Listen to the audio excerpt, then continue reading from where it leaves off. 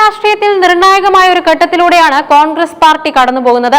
കേന്ദ്രത്തിലും കേരളത്തിലും ഭരണമില്ലാത്ത സാഹചര്യത്തിൽ പാർട്ടി നേരിടുന്ന കടുത്ത സാമ്പത്തിക പ്രതിസന്ധികളെക്കുറിച്ചും അതിനിടയിലും വരാനിരിക്കുന്ന നിയമസഭാ തെരഞ്ഞെടുപ്പിൽ അധികാരം തിരിച്ചുപിടിക്കാനുള്ള തന്ത്രങ്ങളെക്കുറിച്ചും AICC general secretary KC Venugopal നടത്തിയ വെളിപ്പെടുത്തലുകൾ രാഷ്ട്രീയ കേരളത്തിൽ വലിയ ചർച്ചകൾക്ക് വഴിവെച്ചിരിക്കുകയാണ്.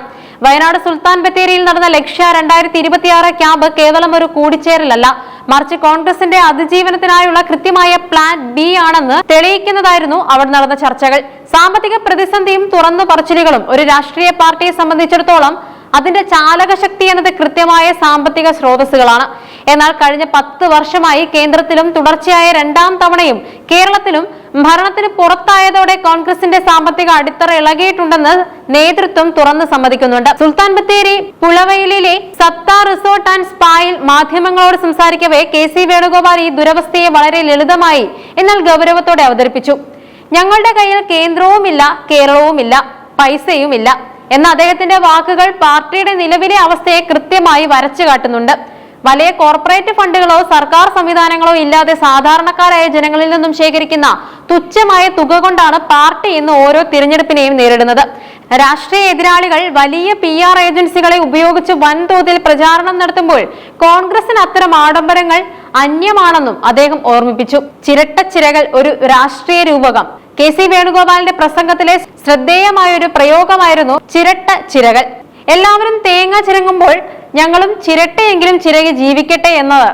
മറ്റ് രാഷ്ട്രീയ പാർട്ടികൾ വിഭവസമൃദ്ധമായ രീതിയിൽ രാഷ്ട്രീയ തന്ത്രങ്ങളും പ്രചാരണങ്ങളും നടത്തുമ്പോൾ പരിമിതമായ സൗകര്യങ്ങൾ ഉപയോഗിച്ച് തങ്ങളുടേതായ രീതിയിൽ മുന്നോട്ടു പോകാൻ കോൺഗ്രസ് ശ്രമിക്കുന്നു എന്നാണ് അദ്ദേഹം ഇതിലൂടെ ഉദ്ദേശിച്ചത്. പണക്കൊഴുപ്പിനേക്കാൾ ഉപരിയായി ജനങ്ങളുടെ വിശ്വാസവും താഴെത്തട്ടിലുള്ള പ്രവർത്തനങ്ങളും കൊണ്ട് അധികാരത്തിൽ തിരിച്ചെത്താമെന്ന ആത്മവിശ്വാസമാണ് ഈ വാക്കുകളിൽ പ്രതിഫലിക്കുന്നത്. സുനിൽ കനകോലുവിന്റെ മാജിക് സാമ്പത്തികമായി പിന്നിലാണെങ്കിലും തന്ത്രങ്ങളുടെ കാര്യത്തിൽ കോൺഗ്രസ് വിട്ടുവീഴ്ചയ്ക്ക് തയ്യാറല്ല. വരാനിരിക്കുന്ന 2026 നിയമസഭാ തെരഞ്ഞെടുപ്പിനായി രാജ്യം കണ്ട ഏറ്റവും മികച്ച തെരഞ്ഞെടുപ്പ് തന്ത്രജ്ഞരിൽ ഒരാളായ സുനിൽ കനകോലുവിനെയാണ് പാർട്ടി രംഗത്തിറക്കിയിരിക്കുന്നത്. കർണാടകയിലും തെലങ്കാനയിലും കോൺഗ്രസിനെ അധികാരത്തിൽ എത്തിക്കുന്നതിൽ നിർണായക പങ്ക് വഹിച്ച കനകോലുവിന്റെ സാന്നിധ്യം ലക്ഷ്യ 2026 ക്യാമ്പിനെ ഗൗരവമുള്ളതാക്കി. ക്യാമ്പിൽ നടന്ന പ്രാഥമിക വിലയിരുത്തൽ പ്രകാരം UDFന് നിലവിൽ 85 മണ്ഡലങ്ങളിൽ ഉറച്ച വിജയസാധ്യതയുണ്ട്. ഈ സംഖ്യ 100ലേക്ക് ഉയർത്താനാണ് പാർട്ടിയുടെ തീരുമാനം. ഓരോ മണ്ഡലത്തിലെയും പ്രാദേശിക പ്രശ്നങ്ങളും ഭരണവിരുദ്ധ വികാരവും വോട്ടാക്കി മാറ്റാനുള്ള ശാസ്ത്രീയമായ രീതികളാണ് കനകോലുവിന്റെ നേതൃത്വത്തിൽ ആവിഷ്കരിക്കുന്നത്. വലിയ പരസ്യ പ്രചാരണങ്ങൾക്ക് പകരം വീടുകൾ കയറിയുള്ള പ്രചാരണത്തിനും ഡിജിറ്റൽ പ്ലാറ്റ്ഫോമുകളിലെ കൃത്യമായ ഇടപെടലുകൾക്കും മുൻഗണന നൽകും. വയനാട് ജില്ലയിലെ ആദ്യത്തെ 5 സ്റ്റാർ റിസോർട്ടായ സപ്തയിലാണ് ഈ സുപ്രധാന യോഗം നടന്നത്. ഈ റിസോർട്ടിന് പിന്നിലെ രാഷ്ട്രീയ ബന്ധവും ശ്രദ്ധേയമാണ്. CMP നേതാവ് N വിജയകൃഷ്ണൻ ചെയർമാനായ Kerala land reforms and development society എന്ന സ്ഥാപനത്തിന്റേതാണ് ഈ റിസോർട്ട്.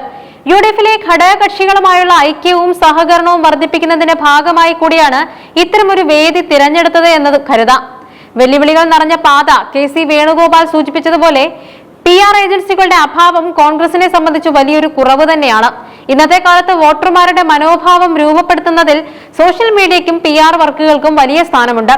എന്നാൽ ഇതിനെ മറികടക്കാൻ സാധാരണക്കാരായ പ്രവർത്തകരെ സജ്ജമാക്കുക എന്ന വെല്ലുവിളിയാണ് കോൺഗ്രസിന്റെ മുന്നിലുള്ളത്.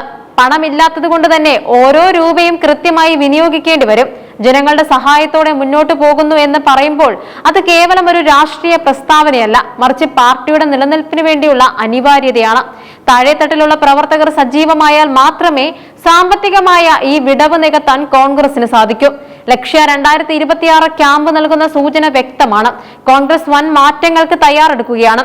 വിഭവങ്ങളുടെ പരിമിതി, ഭരണവിരുദ്ധ തരംഗവും ജനകീയ വിഷയങ്ങളും ഉയർത്തിക്കാട്ടി മറികടക്കാനാണ് പാർട്ടിയുടെ നീക്കം. പണമില്ലെന്ന KC വേണുഗോപാലിന്റെ വാക്കുകൾ പ്രവർത്തകരെ ഉണർത്താനുള്ള ഒരു തന്ത്രം കൂടിയായി കാണാം.